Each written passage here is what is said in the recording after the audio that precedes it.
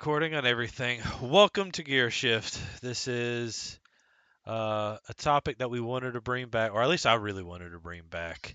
Um, Something to just generally enjoy, where we get to sit around and just talk and debate, talk, figure out things, rant about things. And speaking of ranting, as we decided to come back, I've decided that instead of doing the best of cults, we're doing best of corporate greed. Now, when I say best of, I do mean best of sarcastically, 100% sarcastically. Um, Mainly because I just feel like it's the funniest thing. So we're going to do best of corporate greed if everybody's okay with that one. And as I get started with this, I will go ahead and say that I am getting my job back at the end of this month. So we might need everybody to really like this video and really push it, because there's a good chance I might get fired from the corporate overlords by the end of this month, ranting and raving about how they're being greedy. So just keep that in mind and keep me in your thoughts as we air this next Thursday. See, I told you it'd be funny. Oh, joy. You were wanting to just dance on that line. Yeah, I'm gonna be dancing on the line, just put my foot over the line and kind of wiggling it back and forth, pulling it back, going back and forth. I'm gonna just see how far they let me go before they strike me down. So when does this corporate job start? It starts the 25th, and this goes Ah, you live got time. next week, and I will be clipping the crap out of this and putting it up. So this is gonna be fun. We're gonna have some fun. Would you like some good news on that, though? All right, give me some good news before we get started. I'm pretty sure you're not that significant for this company to take notice of you. They're not going to really notice me at all. I'm so small in the totem pole of their 300,000 employees. Who is this little ant over here talking down to us? So that's the good news, at least. You're not that significant. It'd be like a Mr. Burns from The Simpsons moment of, do we kill him, sick the hounds, or just fire him? I don't know. Let's make an example of him. He's not that significant to send an assassin. Literally just the whole episode. That's Homer Simpson. Who? Who is this? Homer Simpson's. Who? Yeah, he's been working for you for like 30 years. Who? Speaking of which, I've been working for them for 10 years, so, there's that one.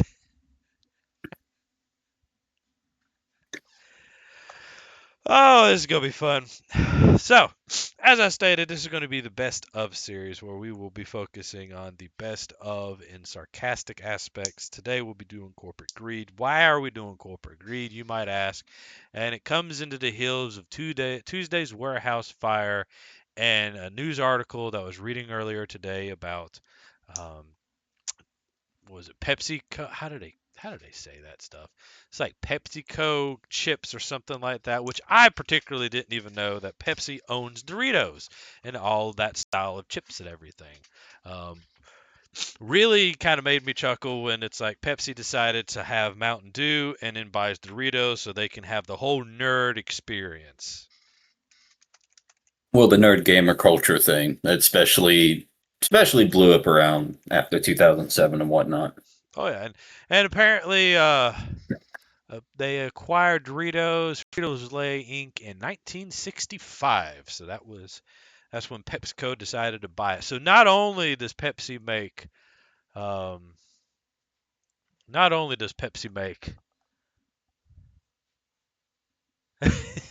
Yes. but yeah, not only does Pepsi make Mountain Dew, Pepsi, all the other stuff they make, chips, the Fritos Lays, and everything.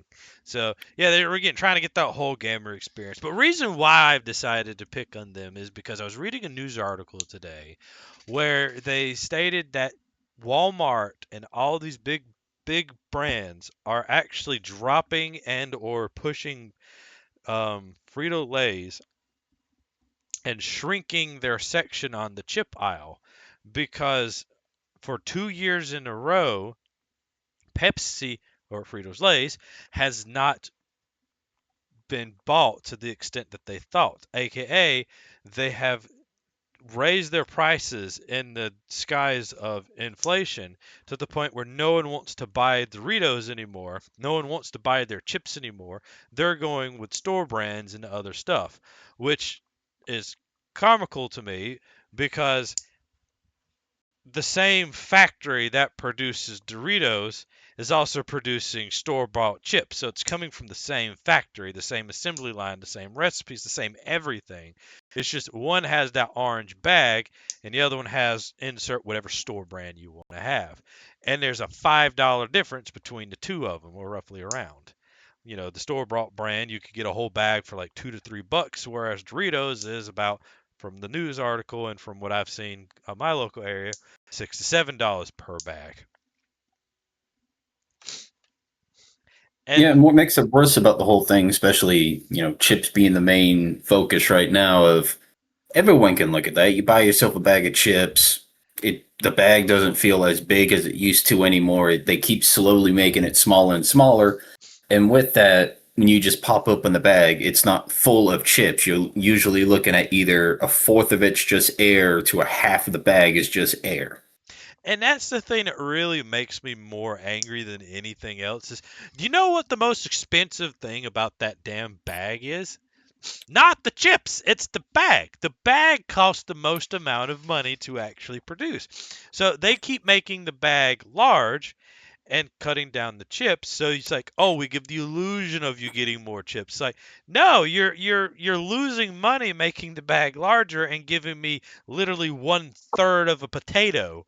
That's and the potato is again one of the cheapest food products in the world. Like, it doesn't require a lot to make a potato. You put a potato in the ground and then you pull the potato back up, you wash it off, throw it on the thing, you're done.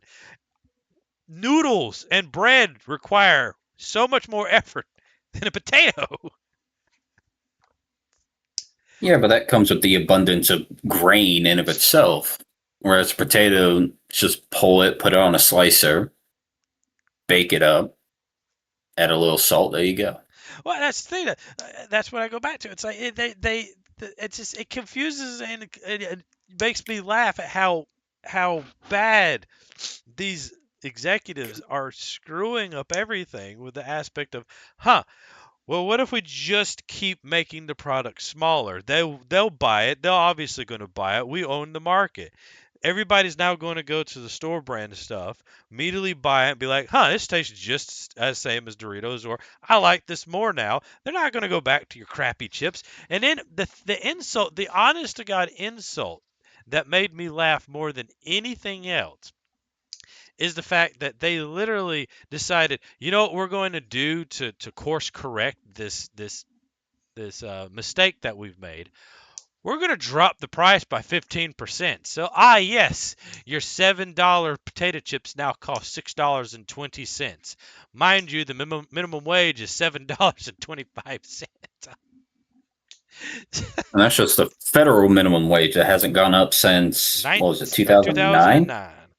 And again, Which that's was, the thing that kills me is you are, and again, I know that most states, and I'll go ahead and say, I know most states minimum wage is far more than that because it's all the other stuff. I get that. But my problem is that when you have a product like a bag of potato chips costing $7 and the minimum wage is $7.25, that means you're telling your customer for 1 hour of your hard earned work, no matter what job you pick, 1 hour is worth this bag of potato chips.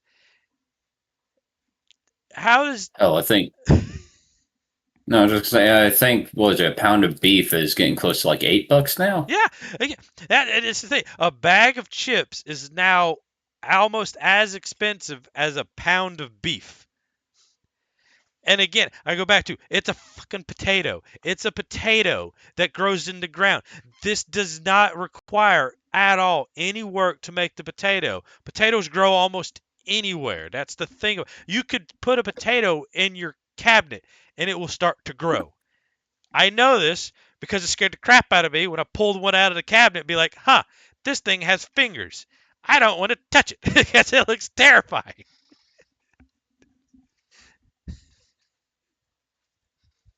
Why did you put a potato in your cabinet? It rolled and went to the back of it. Then when I went to go clean the cabinets when I was in the apartment, I pulled out a potato that had fingers on it. Scared the crap out of me. Then I looked at Luna, and Luna's like, I don't want to look at that anymore. I don't want to see it. Throw it away right now. I am not playing with you.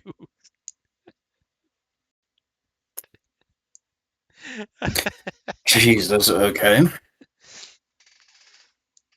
But that's the thing. They don't require at all any type of work to do anything. They don't require anything. But you mean to tell me that some egghead in a room decided to say 1 hour of work or this bag of potato chips is now equal to a pound of ground beef? Like, the disconnect is so crazy to me that it's just it's honest to God asinine. It really is. Well, yeah, because it's the process in of itself that they keep adding on to. Thank you, capitalism. Of essentially, how much did we pay the farmer for that potato? Okay, we got to upcharge that. How much does it cost for us to process it? Barely pennies on the dollars, but we can still count that as labor, upcharge it. You keep going and going until it gets to the customer, and you give the illusion of, you buy this, you're helping pay that worker's salary. Whereas the reality basically is majority of that is going to, your shareholders, your board members, like all your higher up salaries, and then a little bit to the workers. It's the scenario that led up to the one guy filming himself burning down or starting that fire that burnt down a factory that had toilet paper in it because he pretty much said, screw it. I can't afford anything anyways. Might as well just burn it down. And that's Because he was barely getting paid minimum wage as is, and it wasn't even livable anymore. He's like, so it's just fucking, I'm in bad conditions having to deal with this, whatever, burn. And that's the thing I was going to get to is it's just a Tuesday warehouse fire. For those that don't know, on Tuesday there was a warehouse fire. As Sanity said, a worker walked up to this giant roll, pulled the plastic, pulled some of the toilet paper off, lit it on fire, filming him doing this, and then stepped back, started going backwards as the whole warehouse just started erupting into flames. And then pretty much as Sanity stated, I can't afford to do anything. I can't afford to live. I can't afford to eat. I can't afford anything. So since you're not going to pay me, I don't care anymore. Burnt the whole toilet paper warehouse to the ground. Well, not to the ground. They did manage to get the thing to get it under control. Took them 7 hours, and I'm pretty sure all that toilet paper did go up in flames, and the warehouse will probably have to be gut for the amount of damage that it done, especially if it took them about 7 hours for that to get under any type of control. Yes, because it also looks like 175 firefighters was what it took to contain it. Oh yeah, and again, and that's the thing that the reason why I kind of chuckled at this is because I guarantee you, if you go and look at that company, they probably made record profits for the last 4 years. And then instead of actually lowering the price or taking the money, putting it to anything other than the shareholders, they decided to say, you know what, we're just going to keep screwing over everything because nothing's bad's going to happen to us. And the customer's going to keep buying from us over and over and over again. It's the same thing that they always think. And you know who else thought about that? Sears. Sears is one of the, what was it? Our grandparents and our parents bought at Sears. They shopped at Sears. Everybody knows Sears, except for anybody born in the 2000s have no idea what Sears is. But Sears used to be the massive conglomerate that arguably fought Walmart. Now no one even knows they exist, all because instead of actually caring about their company, they just started caring about how much money can we squeeze and make, and then just lost it all. Oh god, even for Sears, that was a staple for any sort of mall that you used to go to. There would always be a Sears right there you can go in. Before, they also used to have clothes. Majority afterwards was always appliances. Whenever you needed a new fridge, a new washer or dryer or anything, you'd go to Sears. Hmm. They would have it. You would get it. I even still have a jacket that was from Sears, It's a and collectible now. now it's a nice jacket with a wool interior. I'm not giving it up, but it's just one of those things of used to have quality.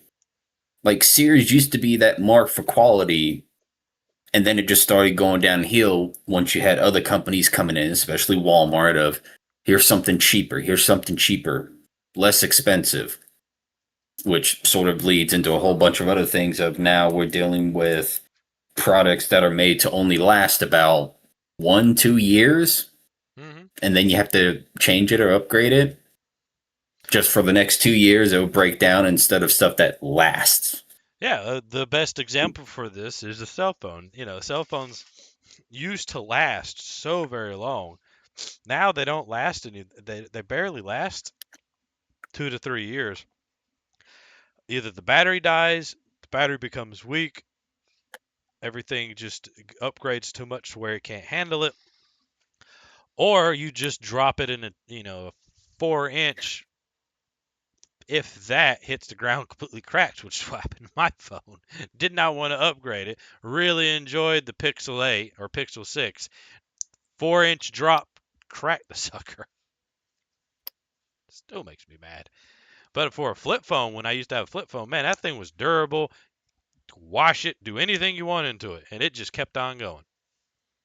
I remember having a Nokia phone, and at one point accidentally dropped it into a puddle, and then just grabbed it, just got it clean and everything. Hey, still works. Well, yeah, that's Nokia. I mean, Nokia also prides themselves of being like, huh, our phones will survive an earthquake. Don't believe us? Watch. But it's just that's what capitalism has done, and it's sort of rewarded that type of greed of you no longer need to make things last. You need customers. How do you get customers? You give them what they want, but you got to make sure that they come back to you. So we make it less durable, let over and over again until it just comes down to it's a constant loop of hey, you bought something new from us, it broke down, it's damaged, or you need a refill on something. Hey, yeah, come back. You keep coming back for more, and the same thing's happening with a lot of these food products and everything of portions getting smaller and smaller. So then they have to come back and buy more and buy more. Profits go up because hey, we like money, but work conditions we don't care about because we gotta cut corners and save every like literally be a penny pincher on that side instead of telling your board or CEO, hey, maybe you don't need that third yacht. But telling the worker, you should probably pick up a second or third job. I mean, if we're going to be honest with that one, I think that one is now.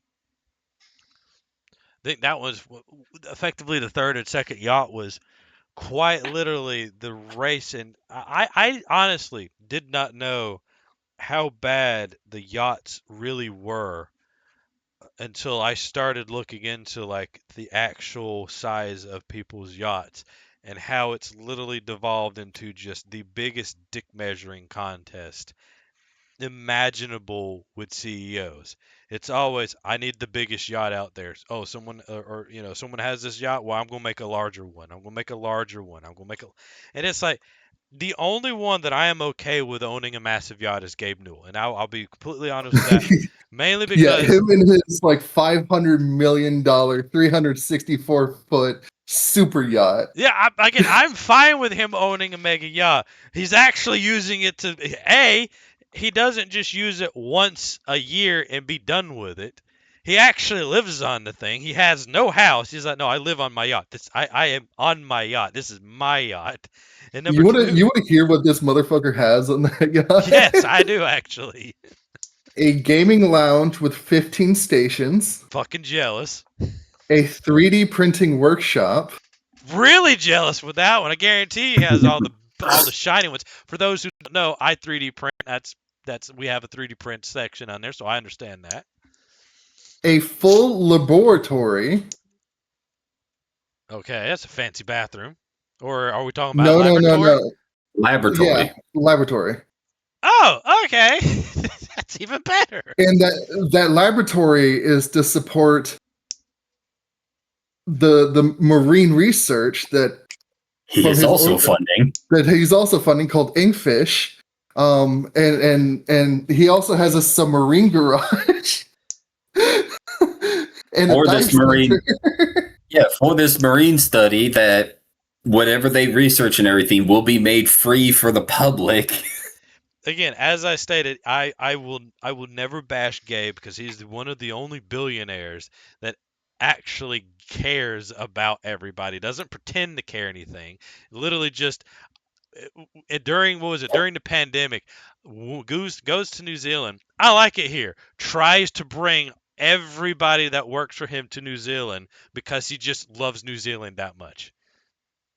Like trying to move his entire company over there and pay all of his employees to go there. So he also has two gyms there, a 250 square meter beach club, which I have no idea what that is, and I want to know. Plus, I do want to know what that is too. And it is actually crazy how he's using like his own personal yacht to also fund like organizations he funds. Yeah, no. Again, he's the one. I believe if I am correct, he's the one that went to the deepest part of the earth, dropped the submarine down there, and was immediately disappointed when he's like, the deepest part of the earth. No human has ever gone here, and there's a plastic bag right there. No, I no. No, I believe if I remember correctly, was that James Cameron? It Either probably could have been James Cameron. James James Cameron has done some weird stuff like that. Well, I know went down on subs to go see the Titanic. I believe he's also gone down to the Marianas Trench where that might have happened, but I don't. Yeah, but I mean, it does genuinely also sort of interest me how all these billionaires are investing in ocean, but then our governments are like, but space. We barely know anything about the ocean. Yeah, I mean, but do we really care? No, not really. Right now, the I new mean, research is going to the maybe moon. we do, but we can have Earth 2. Earth 2 is so much cooler. That's where you have like your hookers and blackjack is over there. Yeah, but I can't control a spaceship with a Logitech controller. I Oh can control a God! submarine. There you go. There's another corporate greed best of. How do you screw up so badly? You make a sub and put a Xbox controller in charge of a submarine that every engineer that you hired and even the guy who like designed a submarine to go to the deepest parts of the earth, which yes, I guess that was him, just to find the Titanic was like, no, your submarine is not going to work. It is bad. It is awful. Please don't go down there. Grabs a whole bunch of other billionaires and goes down there. Dies Not immediately. billionaires. They were millionaires. They were millionaires. Ah, But they But they did also couldn't. die. But they couldn't afford an official controller. It had to be an off-brand, like $30 controller. Yeah, like seriously, like you couldn't afford to like upgrade to like I don't know an Xbox or PlayStation controller. I thought it was Expo. I didn't know the guy was cheap enough. I mean, I guess I'm not surprised. Instead of actually buying a submarine or Dude, hiring people to build it. He cut corners on a submarine. I mean, that should Like be enough evidence. whenever you go to a friend's house to play on the game console, they have their brand controller, and then you get the player 2 controller that's like, what was it, like the Tiger Tech or whatever it would be Yeah. No, called. it was Mad Cat. Mad Cat, that's what it was. That's basically the equivalent of what he had here, because looking this up, Yeah, it's a pretty modified much. it's a modified wireless Logitech F710 gamepad. Logitech. And no one disgusts me, dude. And no one in that sub clocked it, looked at that, saw the red flag, and said, no, thank you. I know, as soon as you pull out a controller and be like, hey, all right, let's go ahead and start moving. I'm going, hell no. I'm It's the leaving. equivalent of the Mad Cat with the Cheetos dust on it. Say, yeah, here you go, bro. You don't clock that and go, all right, you've messed with me. Additionally, it also has like the teeth marks from like the animal that they have, like whatever cat or dog or whatever. Like you don't clock this thing and go, no, there. I can excuse a few cuts here and there, but not how you control this damn thing. That I, should Mhm. be. I go back to what Roderick said. You cut corners building a submarine. Like if you cut corners building, you don't really cut corners. And I was sitting there thinking, what else could you use? You technically cut a corner in. I don't know. I wouldn't want to cut corners on about anything I go into or have to deal with. Oh, you cut corners on a car? Well, as soon as you start driving, the tire passes you. You could cut corners on like okay, so like realistically, there are like there are certain things that people like these companies have started cutting corners on, right? The food industry is a genuine example. Um, I can absolutely tell the difference of McDonald's, Taco Bell, Burger King, KFC, like any. Okay, the only exceptions I'll put on that table is like Chick-fil-A, Cookout. Um, okay, maybe there's not a lot, but No, I get you because I was gonna laugh at again another one of best of corporate greeds is what fucking McDonald's CEO did. You talk about a guy we were bashing Pepsi and their CEO, but Mhm. honest to God, I have to give the crown to one of the dumbest CEOs to McDonald's of I'm gonna eat my own burger. I mean I don't know and I'm not trying to be mean, but whenever I think of like a burger CEO like anybody who does burgers for a living, CEO, I kind of think of like not a twig, not a guy who looks like he's a complete vegetarian. This is nothing against anybody by any means. I'm just saying, whenever I think of a burger CEO, I think of a guy who eats a burger, like they he better have that eats. belly laugh, dude. That's what I'm saying. Like he has to. I mean, again, he has to look like he eats ground beef. When I saw the McDonald's CEO, I was like, that first part of my mindset was, "That's not the CEO of McDonald's." Oh, that is the CEO of McDonald's, who then proceeded to take the Krusty the Clown, no, Squidward style bite of just the Yeah. tiniest little bite, Yeah. merge that with Krusty the Clown of spitting it out the moment he can while on the TV or his life. While calling the food he's eating a product. That's another thing. If anybody ever makes food and calls it a product, I am not eating there. I just Yeah. that's to me that is the biggest red flag of you obviously have no care about your food. I don't know. I don't want to eat there. Yeah, but you could absolutely tell the difference in like how much they've cut corners on their food in the past like 10 years minimally.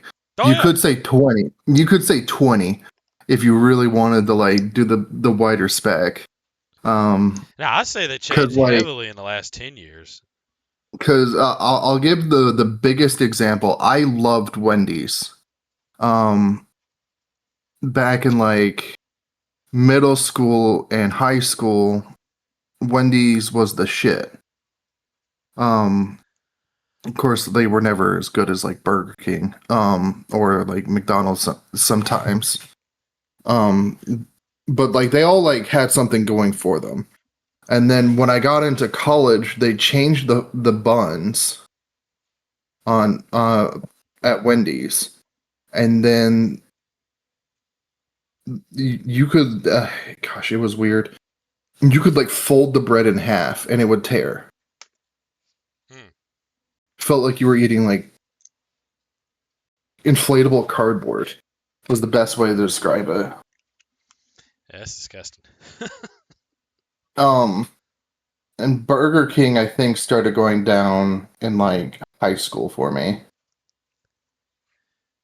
But McDonald's definitely started changing pretty dramatically when they stopped using lard with their fries. No, that was, but like, yeah, you could say for health reasons, but like, really, like, health reasons hasn't changed. Like I'm people's about, health hasn't changed. I'm about to say, Like, health has not changed for McDonald's because it's McDonald's. It's not supposed to be yeah, healthy. So I don't know why anybody's like, "Oh, this is unhealthy. It's fast food. like bro, it's always been like It's not that. supposed to be healthy." But I'll be honest with you. I think the one that everybody forgets that used to be honestly really good back in the early 90s and like about 1997, 1998 is Hardee's. Mhm. Hardee's Yeah, used to yeah, be really good. Like Hardee's was the type of thing where you get a meal, you're full. Like that was an actual meal. It's not the type of thing where it's like you buy a McDonald's hamburger or Wendy's hamburger and then you eat it and about 4 hours, 3 hours later you're back to being hungry again. No, Hardee's is like yeah. you buy a meal, you eat it, you're full for the day. About 2000 and about 2005, 2006, they changed. You don't stay full anymore. Their food tastes bad. Like, I refuse to eat at any of them because I've had one at my local place. I had one up in college. I had one in three rares around Charlotte. You None of remember them when we tasted good. went? You remember when we went to Hardee's and we both ordered like different burgers and like both of ours were just fucking burnt. Hmm. And we were like, yeah, I guess we're just gonna go somewhere else now. I know. I just Like, throw it away. I'll just take the L on this one and go somewhere else and actually get a good food instead of this crap. yeah, This was that's bad. definitely like an issue with like the food industry. Um, and then they're like trying to charge you more for the same or worse product at this point. Well, that's Um, what we're joking about is they're with charging like you more for so less. you call it shrinkflation or whatever you want to call it, right? But like it really is just that. I was looking at like one of my old receipts that I found in one of my drawers. I spent like $50 and I had like 2 weeks worth of food just for myself, Hmm. and it was like a lot of food. And then I was just like, oh yeah, if I bought the exact same thing now, I'd be spending like I think it was like $140. Yeah, that sounds about right. I remember joking that I used to be able to go with my grandmother and she'd go grocery shopping and I'd sit in the cart or I'd walk next to her depending on whatever age I was and she'd always fill the grocery cart all the way to the top. Everybody would fill the grocery cart to the top. It would always be almost overflowing and she'd Hmm. bring out $80. And that stuff would last us like a month. And this was Food Line. This isn't Costco. So this is like, this is not wholesale or not wholesale. This is not bulk buying by any means. Yeah. And, it'd be like 80 something dollars. Guarantee you, if we did that today, it'd be like four or $500 for Mm, next to nothing to the size, the amount of food that she got then.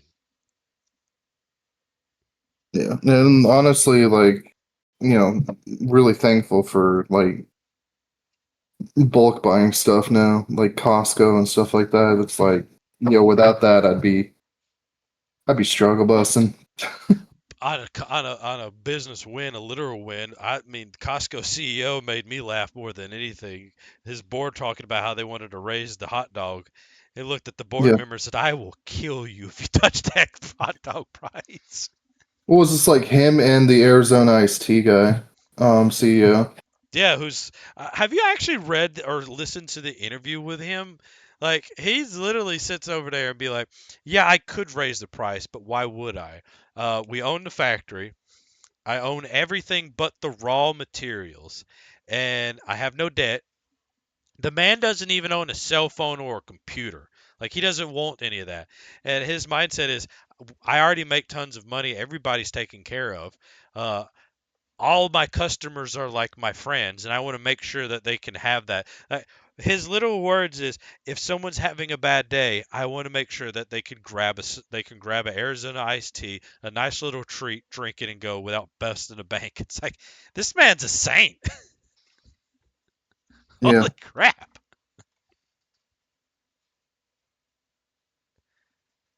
And at least like they're trying. It's crazy to see that there are certain companies that just realistically just do not care.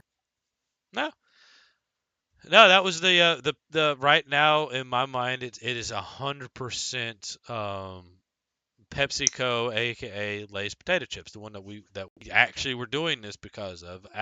Again, they do not care at all about the consumer, so much so that again, a potato, it's so cheap. Literally cuts it up. You get 1/3 of potato in a bag, and they want to charge you, what is it, $6, $7, $8 for their product. Meanwhile, you can get the same exact potato chips for $3 right next to it. And the thing that really makes me more mad than anything about how they do that, going back to Costco, the reason why I like them so much, is the Costco pretty much told PepsiCo, aka Lay's, if you're going to sell Doritos in our store, you're going to sell them bulk style. We're not going to do this little bag. And by the way, when it's bulk style, you have to fill the bag up from the bottom all the way to the top. There is no in between. So, and another thing, getting that chips is like $5 at Costco, and it's full from bottom to top, and the bag is massive, like about as big as my entire forearm.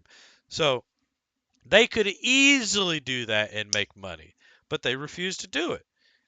And by the way, anybody who's listening to this, if you like Doritos, go to Costco. Or probably BJ's might do the same, all the other stuff, but I do know Costco does that. Get your Doritos from there. You'll save a whole bunch of money.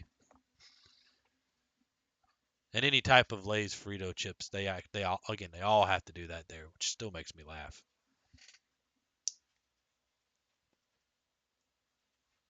Yeah. Side note, Costco, if you want to sponsor us, I'm okay with this. Yeah. Put me in, coach. Put me in. I need the corporate sponsorship. Yeah, if you, Payment will I be a mean, $1.50 hot dog. look, man, I'll take it. I'll take the hot dog. I say, yeah, it's a big ass Oh hot yeah. dog. Feeds a family of four. It kind of does. Have you seen their hot dog? Like that is the one thing that has not shrunk at all. Look, if they wanted, if Costco was just like, hey, look, we're gonna give you the old membership. You get 2 memberships or whatever. I'll be like, all right, I'm in. You son of a bitch. I'm all right with that. I am perfectly fine with that. I will happily take that membership for free. Except for gas. Like I don't ever get gas at Costco. It's nothing about the gas station. It's the fact that every time I go to Costco, look at their gas, I'm like, oh, it's cheaper than anything. Looks at the line. I don't want to wait that line. I'm going to lose Yeah. more gas in that line than I am going to get gas. I mean, you could put it in neutral and just push it. Yeah. I might do that next time. See how many people I can piss off. I don't think it'll be pissed off. I think you might be able to get them to pity you. So you're like, yeah, just go ahead. Looks like you're out of I gas. can't afford this. I have to push my car in there, right? Yabba dabba drowning in debt. Yeah, but drowning. That was amazing. That was good. I'll give you that one. But no, like, again, go back to the best of. I can't think of many other ones right now because again, the warehouse fire and the Lay's thing just makes me chuckle. And instead of being like damage control for things, I know we talked about this, but again, it's the biggest slap in the face. Like arguably, I'd be less pissed if they would have just kept the price at $7 instead of, you know what, guys, we messed up. We overcharged for potato chips. So to make it up for you, we're going to drop the price by 15%. That's I don't know why. That honestly just makes me even more angry than if you didn't even just leave it. If you just left it alone. So this one was like talking about corporate greed, right? Yep. Yeah. Yep. Best of corporate greed. Okay. No, we'll change up the sort of topic a little bit. Well, we're keeping the same topic, just shifting it. How All right. about that? What, doesn't everyone have a cell phone? Oh God. Yep. Within the gaming service and all that stuff is rampant with corporate greed because Yeah. everyone, it is, they've sort of built the expectation that every game that comes out will constantly be a live service game. And if you're Yep. not working on it, sending out DLCs, microtransactions, mobile gaming is rift with microtransactions out the ass because people found out, hey, we can make more money off of this than a game that takes time. I think it was They, Kaif played a bunch of mobile. yes, Yeah. Okay. he So has he. a long running series where if he plays mobile games, whenever there's a pop up, he has to pay for it.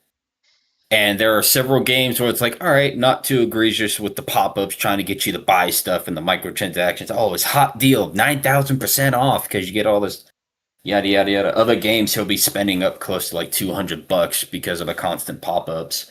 You have that going on. There was a this one example isn't necessarily an aspect of corporate greed, but it's sort of that culture that it's sort of created. Going back to the whole everyone expects a game to be live service and always be worked on and updated. For V Rising, the developers behind that announced that, we're finished with all the updates. The game's fully complete now. We're going to move on to our next game. And the community, or at least a loud portion of community, decided to have a meltdown saying, you're abandoning this game. How dare you? Even though game's not early access.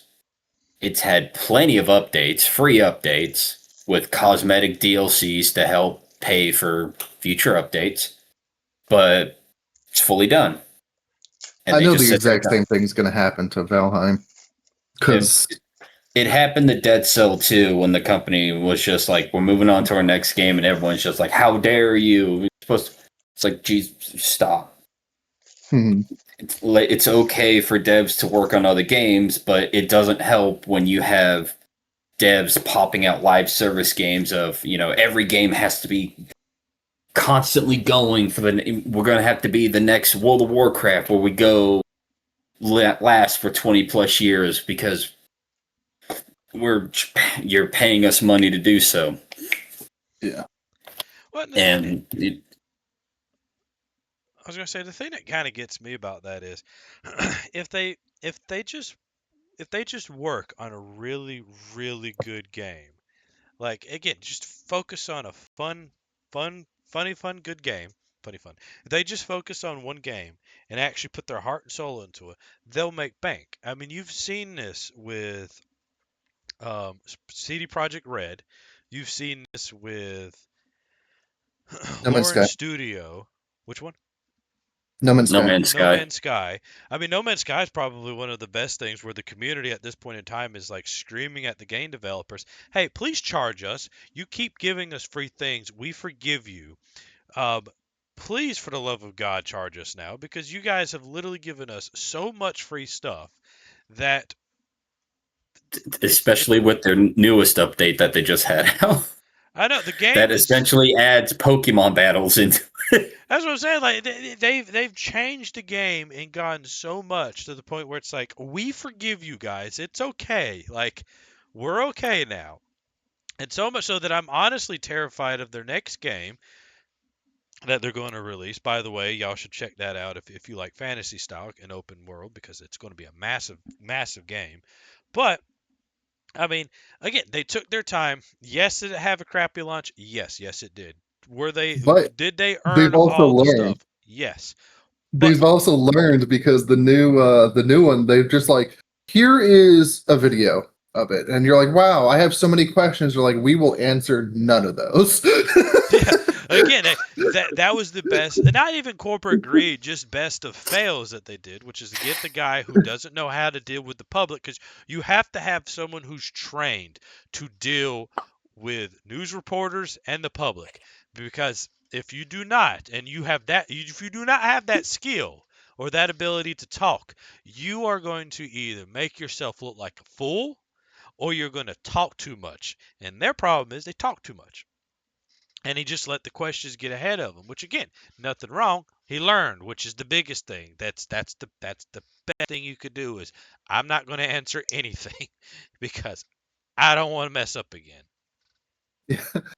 I mean, look, he did actually make up for it later on. So like, it really does come down to like, yeah, we forgive him, dude. Like, it's Yeah. fine. Again, I remember playing that, buying it with Reese, getting excited, getting hyped, and just being so disappointed, and I just uninstall it because I'm like, Yeah. I'm bored. I there's nothing to really do in this massive game. But now again, they changed everything. One of the only companies that ever actually sit down, work on their stuff instead of just taking the L, and actually made it Hmm. into a really good game. The only other one that I can honestly think of off the top of my head is CD Projekt Red, where it's like we've made Yeah. such a dismal start. We're gonna sit down, we're gonna polish, we're gonna work, we're gonna work, we're gonna work, and they made it into from a polished crap into a beautiful work of art. Though I will say this, that was not the first time that they've done that. It's sort of like a common occurrence with CD Projekt Red that people don't realize. Like the last Witcher game had a terrible release. I There think Oh was God, it yeah. was there were so many bugs. It was riddled with them. personal opinion about that, And I think CD Projekt Red is really bad at being like, you know what, we're going to try to please everybody. We're going to make a really big game, and then ends up messing themselves up because of how ambitious they want this game to be and how big they want it to Mhm. be. And then it ended up coming crashing down when they're trying to actually release the thing. Yeah. Yeah, but I would say they were CD Projekt Red is more the opposite of what Bethesda is, where CD Projekt Red will release a game, you'll notice that it's buggy as shit, but they won't just go, yeah, whatever, the community will fix it for us. They Yeah, will true. actively go in, takes time, and put in the bug fixes and all this other stuff too. Same thing would Or else happen they'll with resolve it. Yeah. yeah, same Mhm. thing happened with Cyberpunk as well. It really didn't start to kick off until after the anime came out and they had that big update to go with it too. But yeah, it was buggy as shit as when it started, but they didn't just say, "All right, yeah, here you go, the community, major bug fix mod that you can download that Bethesda always has with every single one of their games," which is Until why they Bethesda do like a minor update, then everyone flips their shit. yeah, because nothing works anymore and they're just like, "Oh, well, you figure it out," because Bethesda has been given the green light to get away with that for decades. Yeah. Which is What why I you, really don't want to support any of like their next games. Like I, I really don't. and that's sort of that, tying back to the subject, that some of that corporate greed there too. Because what's the point of putting in as much effort as you need to for a game that you know is just going to sell when you've had a history of, the community cleaning up the mess for you? So Yeah. Or you, like how many times have they released like Skyrim? Oh God. You know? every, Instead of a every instead of a new game, it's just Skyrim again. That's why I'm kind of curious what Microsoft's going to do with Bethesda now. That's why I say I'm kind of curious what their next game is going to look like since Bethesda owns them. They bought them at the Mhm. tail end of that dismal sci-fi game. So now I'm kind of Starfield. curious if Microsoft's like, no, we didn't buy you so you can release like crappy games. Sit down and work. Because they've been Yeah. quiet, and that's why I'm kind of curious if they're actually being forced to fix everything before they release anything. Well, the downside with like Microsoft, right, is like they've picked up a few game studios that have had horrid releases. Um, there was that vampire game that I don't even remember the name. I just remember it was like goofy vampire shooting game. Which ended up poorly. Oh, Redfall? Yeah, Is or that what it something was like that. called? Something like that. Then they had Starfield. They had Yeah. Yeah, it was Redfall. Open world yeah. first person shooter. Arcane Austin. Like Microsoft really like went in on a lot of these like game companies and they've released pretty much just things that like the gaming community just didn't ask for or just doesn't like. Um no, what was that one game that pretty much got canceled in like 2 weeks? It was supposed to be the rival to like Concord? Overwatch. High Guard? High Guard, yeah, thank Concord. you. Concord was also like in that same sort of category where both games were pushed by like leadership to come out quickly. I'll also talk about Overwatch in a second. But both of those games were pushed out pretty quickly because leadership was just like, "Yeah, well, you've had enough time. I'm pretty sure the game's ready to release. Just put it out." Um, when they could have done like a beta weekend, they could have done like um, early testing with people to Yeah, see if like what can you do to improve the game, Highlander because versus Deadlock. High Guard just came out like terribly, like absolutely horridly. Well, also, so I um, can't remember. I think it was Sanity that said this, and this is, I honestly think this is one of the big problems that they have. Again, best of corporate greed, is when you mhm. have a lot of these CEOs that also make games. Bethesda person versus Gabe Newell. We'll bash Bethesda a little bit and praise Gabe. Um, the fact is, what was it? Gabe found out, as Sanity said, and again, take over and correct me whenever I'm wrong. Gabe figured out, wait, I have a whole bunch of yes people that are just agreeing with me and not pushing back, not helping me make games anymore. Therefore, I'm stepping to the side because I just don't want to release anything really bad. Versus whoever's over Bethesda, I forget his name, and all the Todd others, Howard. yeah, all the other ones who probably just have a bunch of yes people around them and just not even getting any type of pushback or any type of anything telling them, no, this isn't going to work. You don't, or we need to do it this way, et cetera, blah, blah. Which I guarantee you is probably what you're having with a lot of these big studios. Well, yeah, because it's a simple idea of you released a successful game, therefore whatever you say must work. People believe that whenever a game sales to a certain extent, you have little bits here and there that you release a successful game and then your studio gets shut down because apparently winning all these awards and making your sales numbers doesn't mean anything when they could just write you off as a tax write-off looking at you Hi-Fi Rush and your studio being shut down because you had no marketing, your game was shadow dropped, and it was one of the best games to come out in a while. But back in 2023, Jesus Christ. But it was just a simple thing with Gabe Newell of, highly recommend if you want to see something interesting. There is a documentary because for Half Life and a documentary for Half Life 2 that Valve released talking about the processes behind it.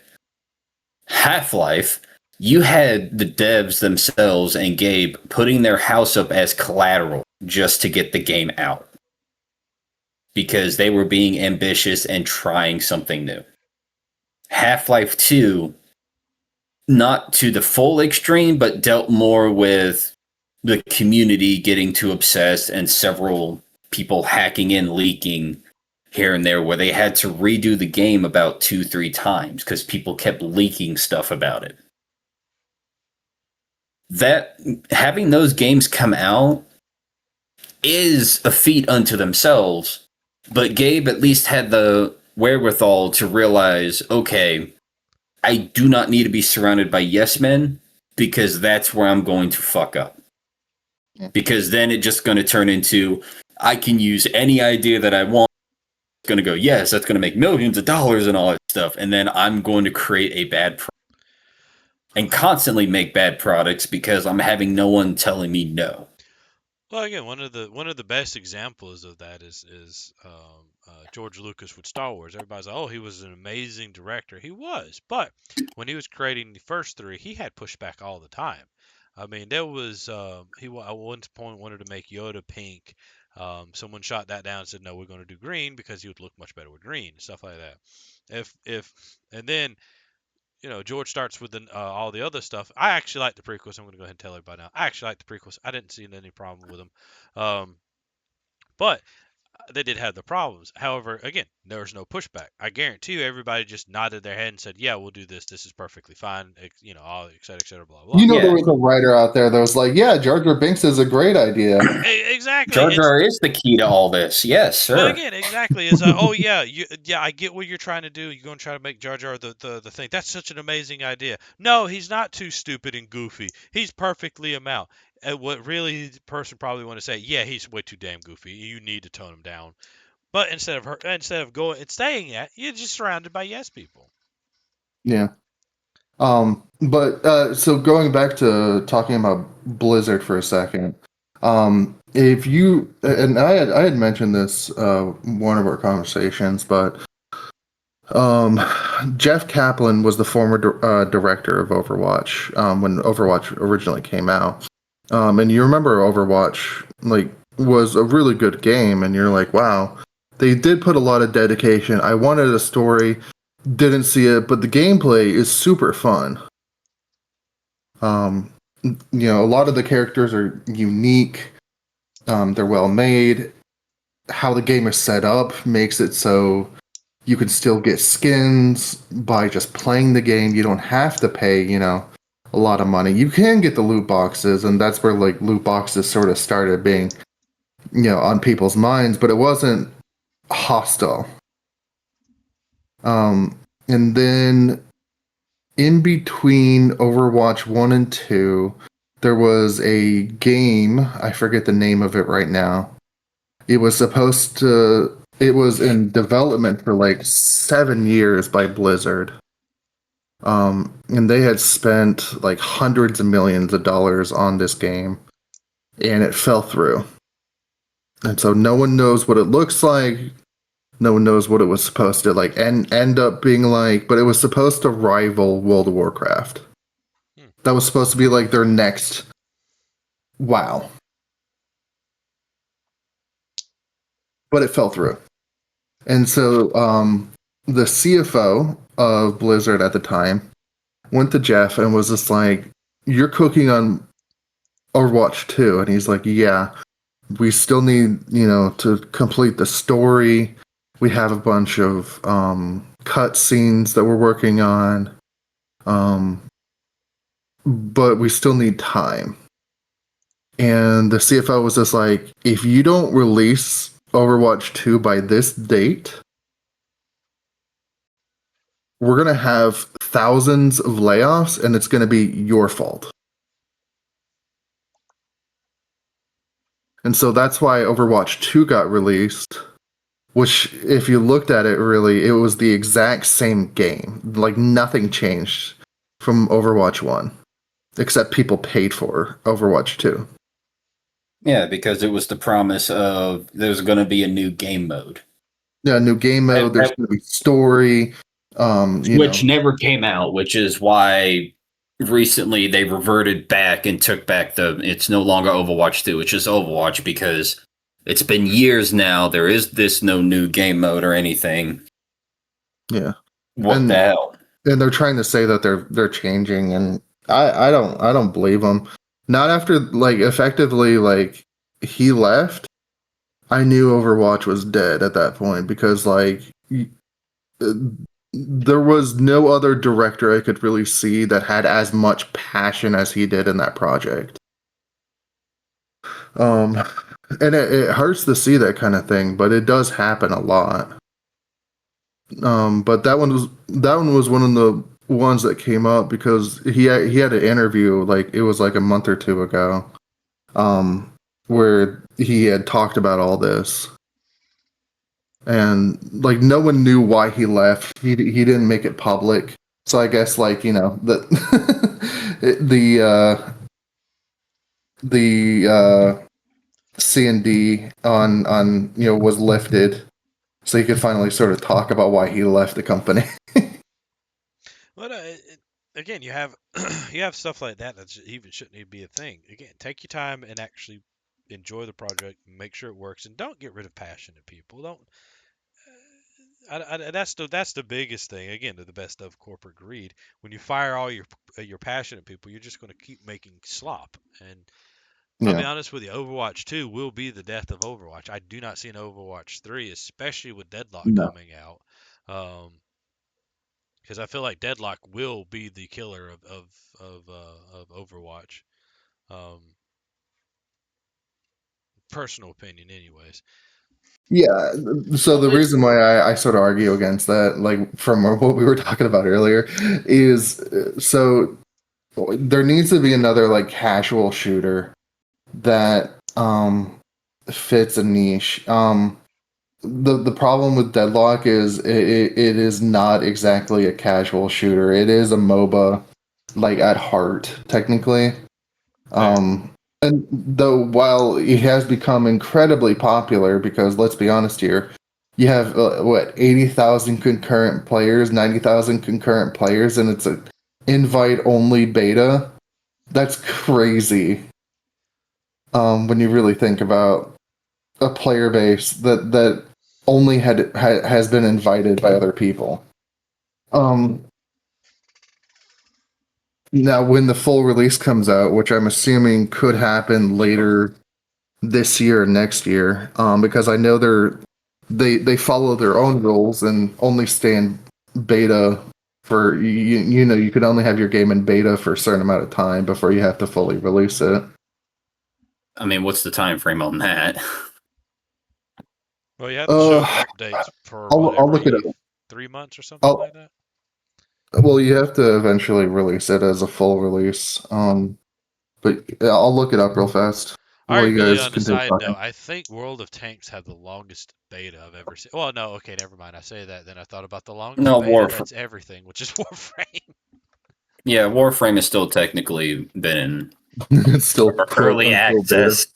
I don't understand how. I think right now it's just a meme and they're having fun with it. That's just really what Warframe has turned into, which is again amazing. I love Warframe. Don't get me wrong, but Okay, so they can indefinitely stay as um, early access, but they do have to update their game every few months. Oh yeah, which is Which I mean, it that's the happens one best. constantly with them. Yeah, So that's the one best update Steam has come out with of, hey, you know, this game's in early access, and then just gives you a little thing at the bottom. Hey, this last update for this game was over a year ago, so whatever promises they made beforehand may not be accurate anymore. hmm. And some devs get pissed off at that because, you know, how dare you? I've been working on this game. It's like, yeah, but I've been working on early this game using spaghetti code and um, whatever hopes and AI dreams. they used. for 10 years now, on and Yeah, I off. mean, I'm looking at you, random streamer that I will not mention. yep. Who only got his ass in the gear to start doing little updates because of that. You think I'm joking? You got that. You got several other games. What's this one? Yeah, I will actually call this game out because it, it came out whenever you had the Call of Duty and Battlefield game back in 2033 whenever it came out, and this, you know, Battle Bit remastered basically looks like something from Roblox, but it had the feel of Battlefield, and it was actually fun. Had a lot of like changes and updates coming out whenever it released and everything, and a massive player base too, because it's like it's the cheaper version of Battlefield, has sort of that same gunplay, vehicle combat, and all that stuff. All right, constant communication with the devs, and then about 2 years ago, they just stopped communicating. And nothing was happening. And even when you go to their page right now, it has a note of, hey, the last update made by the developer was 2 years ago. So any of the timeline stuff that they described that they were going to implement, no longer up to date. Hmm. And it got people more and more upset because is there any updates of what's going on or anything, guys? Until only recently, like back in January, when they started, hey, this is what we've been working on, guys, and we're going to bring in these fixes, and everyone's just like, been 2 years. You couldn't have like said something, regardless if it was ready or not. Of hey, this is the direction we're going, instead of just being silent for 2 years for an early access game. And granted, there are other games that have been in early access for longer that have essentially just become abandonware, which that in of itself is a type of corporate greed, but that's more of like an individual greed of make something ambitious, get a lot of people like it to buy it, and then you just abandon it because, oh well, I want to move on to another game. Or I want to move on to something else. Let's not worry about this anymore, guys.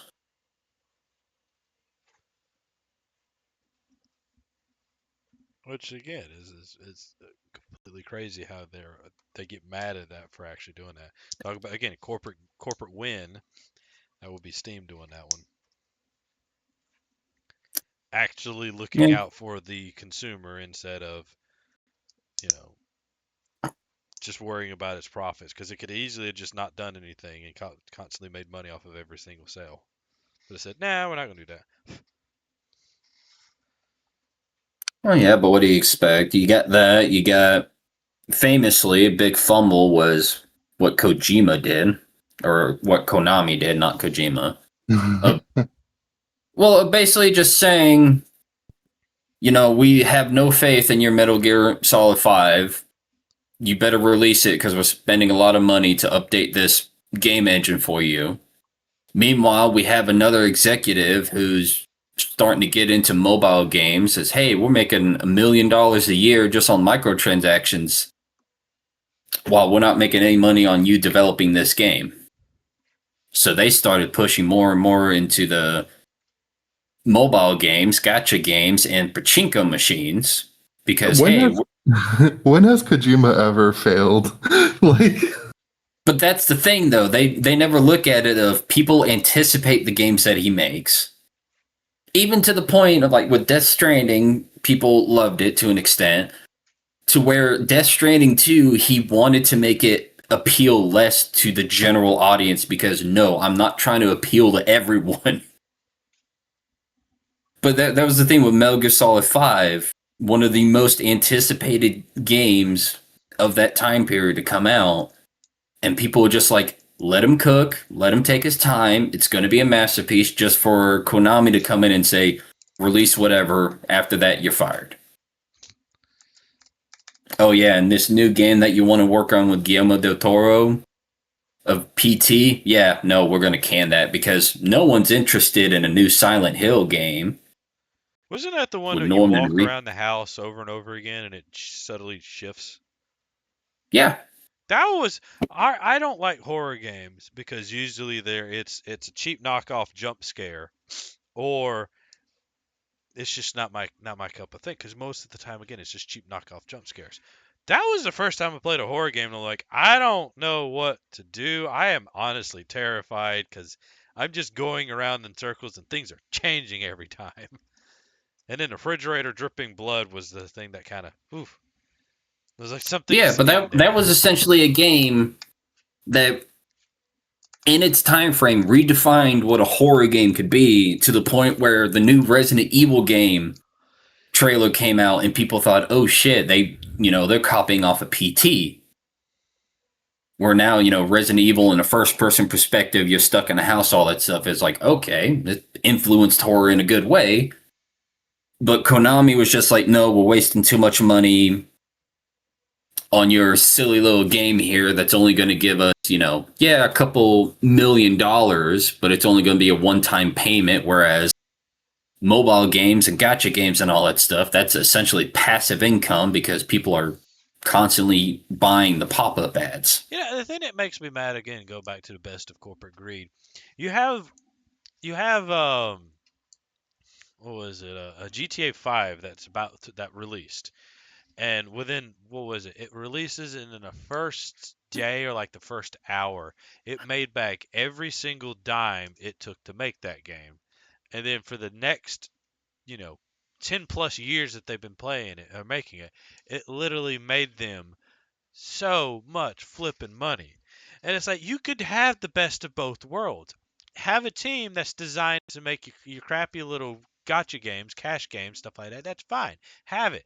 But also leave the people alone and be like, cool. Now I make one team that's specifically for, you know, loot boxes, whatever, and then I have another team that's specifically for making the really good games that are going to bring in billions of fucking dollars over, a Nah, we can't have 10-year time that. prize. Nah, we can't have that now, can we? That's It costs too too bold. much. Although my other favorite one so far to talk about corporate greed is the shoving of AI into everything imaginable and in having Oh like yeah. everybody terrified about AI videos only for it to shut down because newsflash, no one wants it. Hey, Nvidia, how you doing over there? We fucked up. We fucked up so bad. For Yeah, those who don't yeah, you know, oh, did. go ahead. Yeah, yeah. For those who don't know, what was it? They dropped, was it 17 billion for They OpenAI? dropped Yeah, a lot of money into AI while also limiting their graphics cards to the public, which okay, but like if you're a company that says for the gamers, it really hurts your image when you stop selling to the gamers. Yeah. Oh, yeah. They also released that new, what was it, GeForce thing that was really good to make sure your computer doesn't lag when you're playing games. For those who need it, like my laptop out here needs it. But instead of actually making it better, they added that AI thing where they take your characters and make them polished to make them look really, really nice. And I'll be honest with you, it looks horrible. yeah. People made fun of that immediately, and then they had to turn around and say, "No, no, no. This is just a concept, guys. We're not going to push this out into the public." Yeah, because The public didn't like it, and you no. backtracked heavily. Ah, again, it just kills me with the CEOs that just don't know what they're doing anymore. The executives' mindset of we'll put it out there, they'll buy it. They won't that we know what they'll buy. Yeah, that's why we had all those ads during the Super Bowl of, "Hey, check out this AI. You should definitely play this AI. You use this AI, please, for the love of God, use our AI." We're spending enough money to end every single problem in the world to make an AI to where it could do everything and no one's using it. Please use AI. Please use this. It's using so much energy, so much water, so much power, so much everything. Ah, and no one's using it. Well, no shit. 'Cause Well, okay, one of my that's favorite ones was what was it? They tried to use AI to make a script, and people got a hold of it. I think it was 4chan. Decided to use pickles and put pickles everywhere, and that's all the thing talked about was like pickles. And it was one of my favorite little fightbacks that the internet did. yeah, because it's one of those things that's just making shit expensive for no reason. Because what do we need to do to run these like AI like generative videos and all that stuff? Yeah, we need data centers. Okay, where are we going to put these data centers? Wherever we can, and wherever these data centers be placed, we're not going to pay for the increased electricity use. Everyone in the surrounding communities are going to have their power bill increased. Power bill, water bill, water pressure, all this wonderful things just to try to get, the data center to go forward for them. I should know they're Yeah, building one right down the street. So excited for that. Not really. I think my favorite thing for the data centers, don't worry guys, it's going to bring in 500 new jobs. That's 500 new yay. jobs to build it and then like 15 jobs to maintain it, all of which are going to be high engineering jobs, and they're probably not even going to live here, so they're not even going to actually pay the taxes for the county to have this stupid monstrosity. Congratulations, you got played. No, they got a kickback because that's always what happens, Yeah. and that's why they approve it. Be like, yeah, we're getting paid by them and all that until something happens to the data center or whatnot. or any sort of building or corporation that happens around there, something negative happens, and then they turn around and it's like, I didn't vote for this. It's like, yeah, you did. And again, You were fine with it until it negatively affected something. well,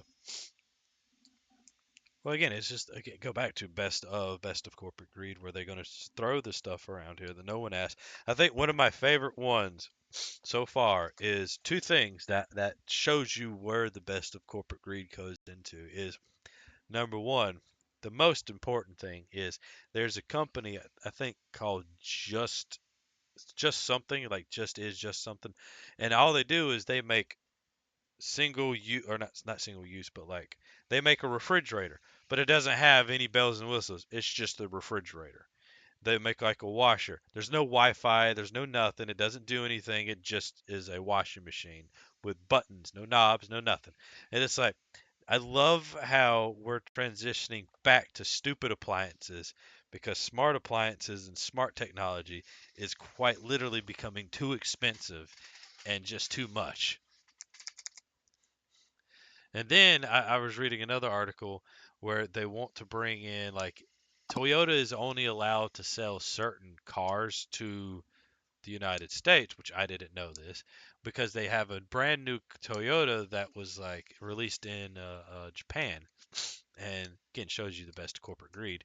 This Toyota is $15,000. It doesn't do anything like other than just I think it's you got 15,000 for a manual and I think 17,000 for auto, I think. That's it. There's no TV, there's no webcams, there's no like heated seats, there's nothing. It's just a truck. And it's like I want that truck. I don't I trust me, I'd love to have like a $50,000 master truck that has like all the web stuff, but A, I can't afford it. B, give me just a basic truck. That's all I need. Something to haul crap with. No, no, no, no, no, no. We can't have that. Nah, but again, it's just it's funny. It's that's all it is. It's just humorous and funny of watching all of this go down, and it's like, huh, it's interesting. Corporate greed and the best of corporate greed. It's just it's. I got nothing. I got nothing on where we're going and where we're headed. Other than thank you for last podcast on the left teaching me about the DuPont family. Did not need to know about that crap. Well, because it's the unfortunate thing of, and this will apply to close to anyone that gets a lot of money after a while, depending on how they do, but they just like money. They like more money. They don't want you interfering with them getting money. Best comparison I ever saw, guy was going around one section of New York City that had like all the rich millionaires and stuff that are living there and just asking them. And several of them have made notice of, yeah, we want to increase taxes because, oh no, I'm going to have less money in one separate account somewhere that I don't keep track of. And he was even asked the question, is like, why do you think you get the more outspoken ones not wanting to be taxed, just wanting to get more money? And it's his comparison was it's just like whenever you're watching a football game and one of the teams who's in the lead is ahead by 30 and they keep playing to get more points because the goal is to have the bigger number and do whatever you can to increase that number because at the end of the day you want to be known for how big that number got. So they don't want anything to detriment from them having more money, which is, for God's sakes, why we're dealing with a situation of certain, like, someone about to become like the richest person on the planet. Because you gotta have money. You gotta do everything you can to have most money. How dare you suggest that I help the people that were able to give me this money? Because you can't do that. I mean, you can look You're at not Duke supposed to Power, do which that. is my favorite thing of how they made a profit of $5 billion last year, and now they want to raise up everything by about 18% this year. Yeah. and won a court case that basically says, yeah, you can build these new facilities and all that. You can increase your customers' like electricity rates, even if you don't build these new facilities that you say you're going to. So they have free reign to just increase your power bill because, well, in the future we might build some more new facilities to help out, but not right now. Yeah. Hey, best of corporate greed. It's my favorite. Ding.